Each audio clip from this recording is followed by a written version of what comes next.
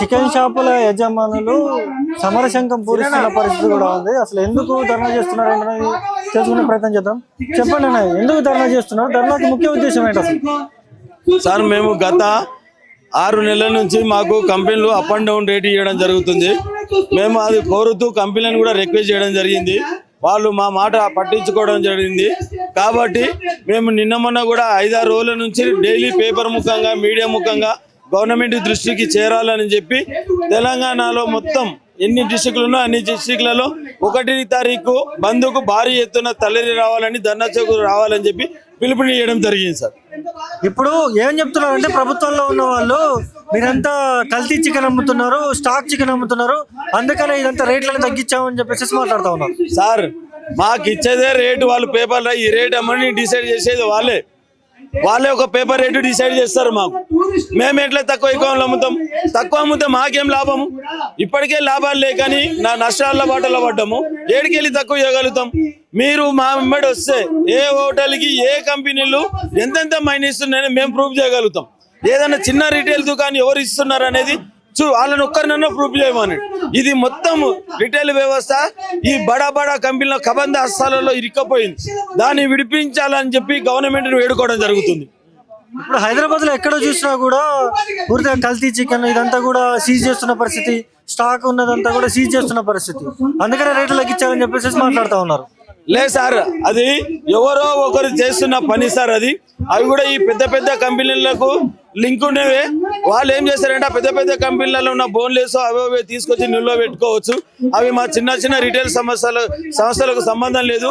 మీరు ఇప్పుడు కూడా వచ్చి ఒక్కొక్క రిటైల్ సంస్థల ఎట్లా కష్టపడతారు, ఎంత నీట్గా ఇస్తారు, ఎంత కట్ చేస్తాడు కస్టమర్కు తెలుసు. అది మేము ఎంత బాగా చూసుకుంటామో ఆ విషయంలో మాత్రం వాళ్ళు బ్లేమ్ లేపడానికి ఏదో ఒకటి వాళ్ళ దగ్గర ఏం ఆయుధం లేదు. ఇప్పుడు ఏదో ఒకటి వీళ్ళ మీద బట్ట కాల్చి మీద వేయాలి.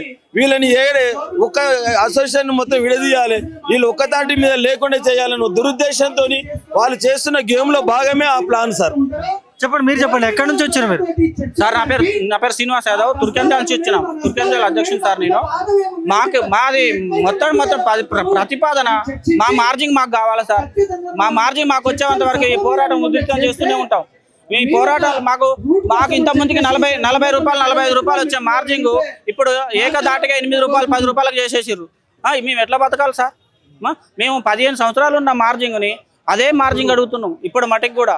ఇప్పుడు మాకు అదే మార్జింగ్ అడుగుతుంటే మాకు పెంచుకు ఒకేసారి మీరు 350 రూపాయలు చేస్తే కస్టమర్ అక్కడ కొనే పరిస్థితి లేడు. అరకిలో మటన్ వస్తుంది కదా అడగొంటే అన్న ఉద్దేశంతో వెళ్ళిపోతారు. మాకు గిరాకీలు లేక కిరాయిలు కట్టలేక మేము 8 రూపాయలతో కనీసం కవర్ ఖర్చు కూడా వెళ్ళట్లేదు సార్. మాకు కవర్ ఖర్చు కూడా వెళ్ళట్లేదు. ఎట్లా బతకాలి సార్? మేము ఎట్లా బతకాలా? మా పిల్లల్ని ఎట్లా చదువుకోవాలా?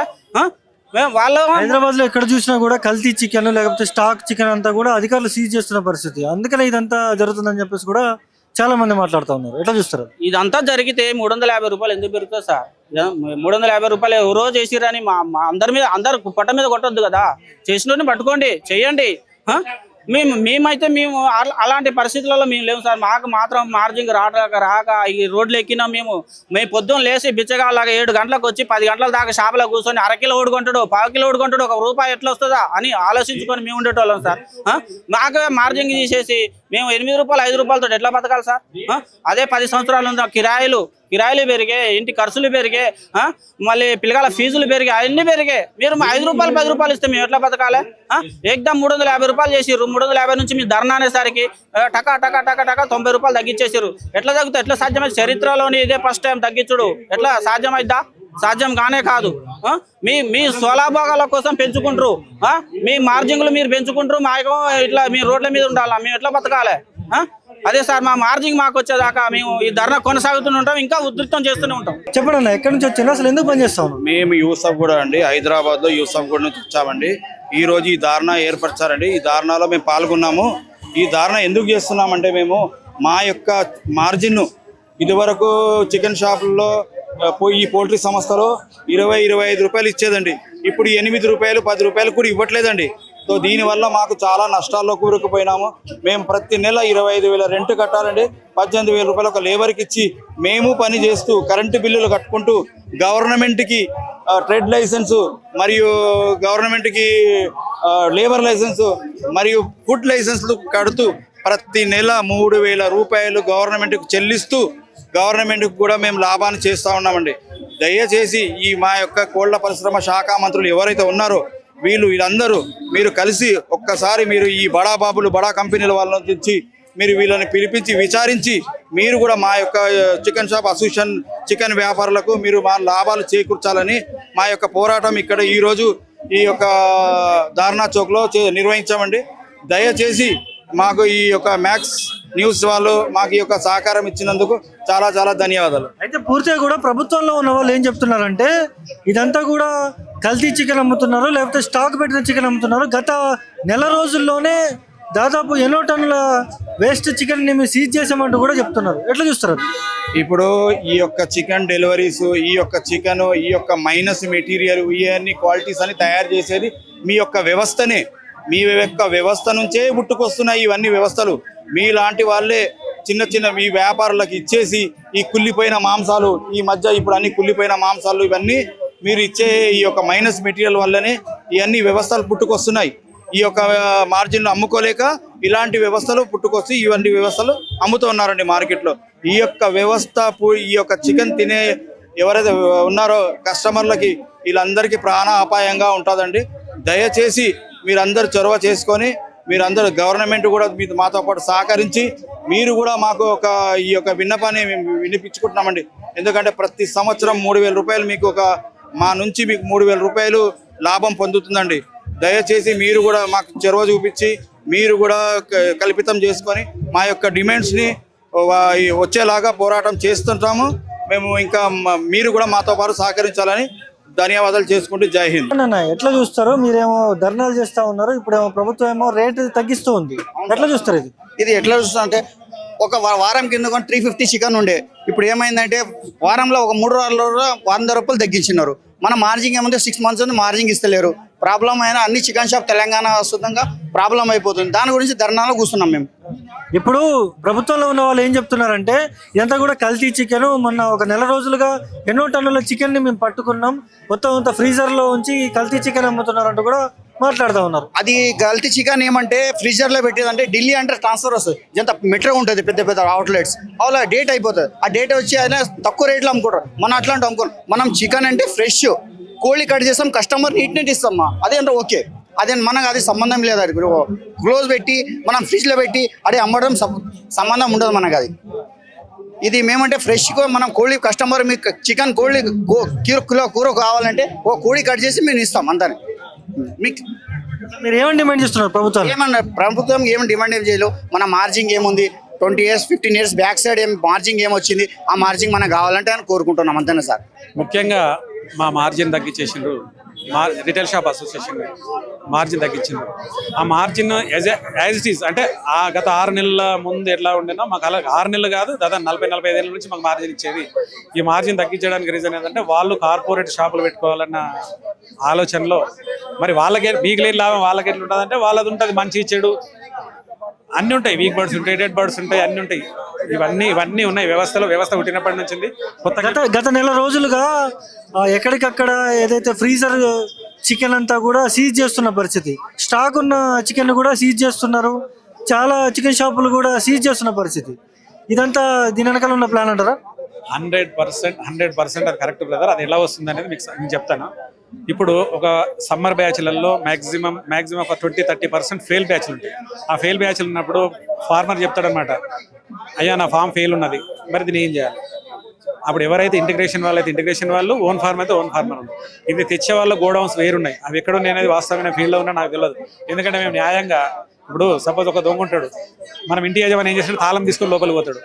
ఇంటి యజమాని తాళం వాడు దొంగోడు ఎట్లా వస్తాడు అనేది వాడు ఎట్లా వస్తాడు, వాడు షటర్ బల కొట్టుకొని వస్తాడు, స్లాబ్ మీదకి వస్తాడు, భూమి మీదకి వస్తాడు.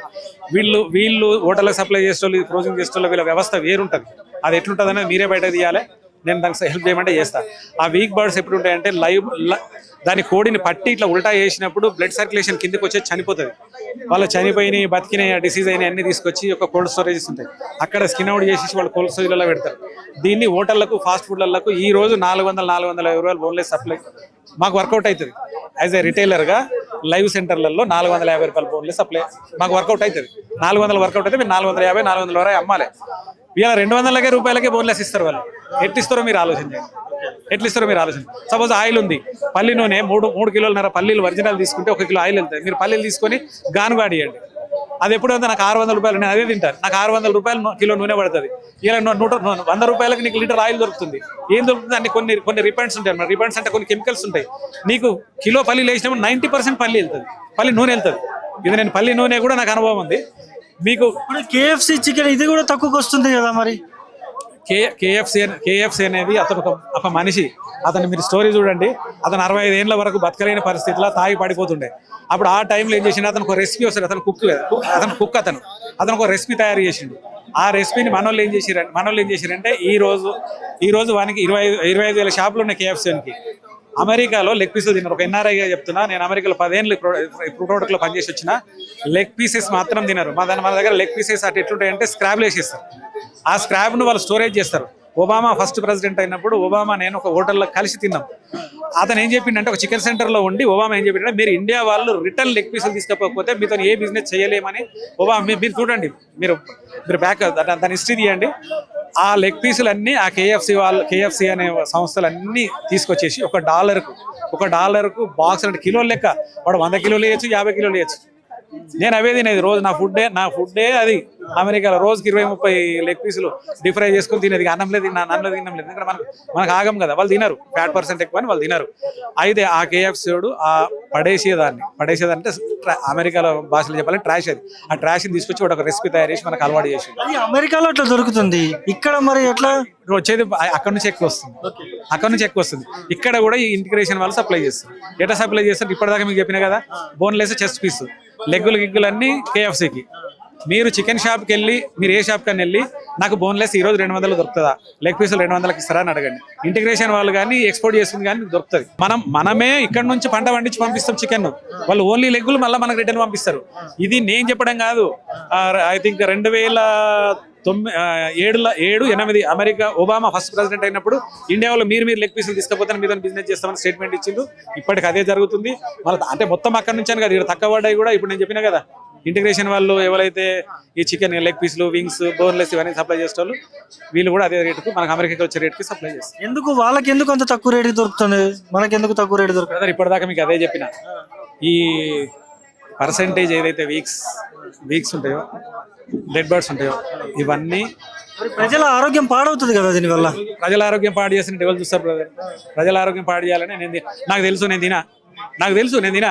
నేను ప్యారడైజ్ హోటల్లో తిన్నా. ప్యారడైజ్ హోటల్కి వెళ్ళి ముందుకు వచ్చేసి మినర్వా దగ్గర ఒక మెస్ ఉంటుంది, వెజిటేరియన్ మెస్ ఉంటుంది. రసం, సాంబార్. నా పేరు చికెన్ రెడ్డి. చికెన్ లేకపోతే అన్నం తినా. బయట తినాల్సి వస్తే ఫ్రెష్ ఐటమ్ నేను ఒకటే తింటా. వెజిటేరియన్ రైస్ దొరికితే వెజిటేరియన్ రైస్ తింటా. ఒకవేళ ఇండియాలో అవుట్స్కట్ వెళ్ళాలనుకుంటే ఏం తినాలంటే నేను చెప్తా ఏం తినాలన్నా. మీకు ఉండొచ్చు, కోట్ల ఆస్తి ఉండొచ్చు, మీరు ఎడ్యుకేటెడ్ కావచ్చు, మీది ఫుడ్ నాలెడ్జ్, మీ సబ్జెక్ట్లో మీకు నాలెడ్జ్ ఉంటుంది. నాకు దీని నాలెడ్జ్ ఉంది. నేను హోటల్ నడిపించిన, నేను అమెరికాలో స్టోర్ నడిపించిన, ఫుడ్ సెక్షన్ నడిపించిన, 45 ఏళ్ళ నుంచి ఇండియాలో చికెన్ షాప్ నడిపించిన, ఆర్టీసీలో కండక్టర్ చేసిన. నాది పొలిటికల్ ఫ్యామిలీ. అది మా చిన్న మినిస్టర్, ఎక్స్ మినిస్టర్ చెరుకు ముత్యం రెడ్డి, ఇప్పుడు మా బ్రదర్ ఎమ్మెల్యే క్యాండిడేట్ చెరుకు శ్రీనివాస్ రెడ్డి. నాకు ఈ ఫీల్డ్ తెలుసు, ఏం తినాలి ఏం తినదు. మన ఇక్కడ తింటే రోటీ, అండా బుర్జీ, ఎగ్గును కూడా మనం చూడాలి. బాబు నువ్వు గుడ్డు, అది పలిపోయిన గుడ్డు ఆమ్లెట్ చేస్తున్నావా, అండా బుర్జీ నువ్వు పలిపోయిన గుడ్డు చేస్తున్నావు, మంచి గుడ్డు. పలిపోయిన గుడ్డు చేస్తే బ్యాడ్ ప్రోటీన్ వల్ల పురుగులు ఉంటాయి.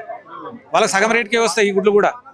జాగ్రత్త. తినే సోదరులు మీరైనా కావచ్చు, మీరైనా పొద్దుంతా కష్టపడి మీరు హోటల్ తినాలి. అరే చికెన్ బిర్యానీ లారే, అరే అండా బుర్జీ లారే, రోటీ లారే. అండా బుర్జీ గుడ్లు ఏం కొడుతున్నాడు, చికెన్ ఏం పెడుతున్నాడు, మీరు చూసే తినండి. నేను మాత్రం అండా బుర్జీ, రోటీ, ఫ్రెష్ ఐటమ్. దీనికి కోడిగుడ్లు కట్ చేస్తాడు, ఒకటి ఉల్లిగడ్డ కట్ చేస్తాడు, ఒక కోడిగుడ్డు కట్ చేస్తాడు. ఆ కోడిగుడ్డ మంచిదా చెక్ చేసుకోవాలి. రొట్టె మనం ముందరనే చేస్తాడు. ఇంతకన్నా ఫ్రెష్ ఐటమ్ నీకు బిర్యానీ దొరకాయి. దయచేసి జాగ్రత్తగా ఉండాలని మనం